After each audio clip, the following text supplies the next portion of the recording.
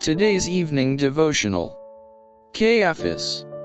Rend your heart, and not your garments, and turn unto the Lord your God.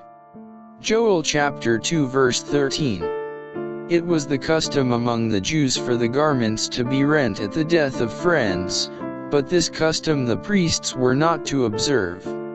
Everything worn by the priest was to be whole and without blemish. By those beautiful official garments was represented the character of the great antitype, Jesus Christ.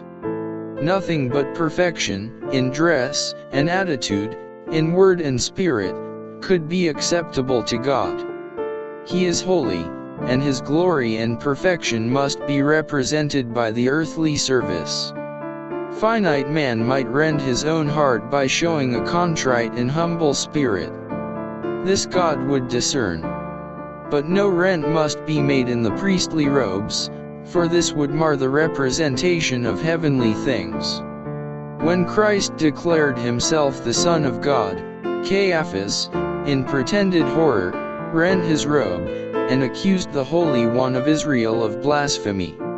He had done the very thing that the Lord had commanded should not be done. Standing under the condemnation of God, he pronounced sentence on Christ as a blasphemer. The priestly robe he rent in order to impress the people with his horror of the sin of blasphemy covered a heart full of wickedness.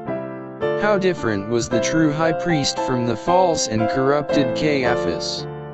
Christ stood before the false high priest, pure and undefiled, without a taint of sin. Christ mourned for the transgression of every human being.